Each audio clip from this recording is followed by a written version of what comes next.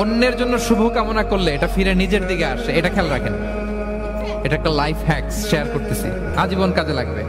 অন্যের জন্য যেটাই ভালো কামনা করবেন এটা ঘুরে আপনার দিকে আসবে।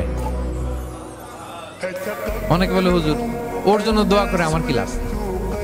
নিজের জন্য আল্লাহ আমারে মাফ করে দাও, আল্লাহ আমারে সমৃদ্ধি দাও, আল্লাহ আমার বেতন বাড়াও, আল্লাহ আমার ব্যবসায় বরকত দাও, আল্লাহ আমার ছেলেরা হাফেজ বানাও, আল্লাহ আমার বউ, আল্লাহ আমার মেয়ে, আল্লাহ আমার আমার আমার সব আমার ভালো আপনি চাচ্ছেন নিজের জন্য, অন্যদের জন্যও চান।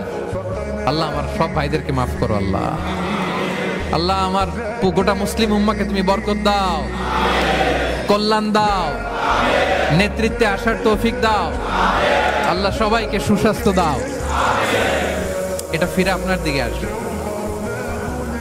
অন্যের জন্য শুভকামনা বহুগুণ বৃদ্ধি হয়ে নিজের দিকে রিটার্ন করে। বিষ্ণু সাল্লাল্লাহু এটাই বলেছেন, মা মিন আবদিন মুসলিমিন ইয়াদউ লিআখিহি বিযাহরিল গায়বি ইল্লা ক্বালা লাহুল মালাকু ওয়া লাকা বিমিসলিন।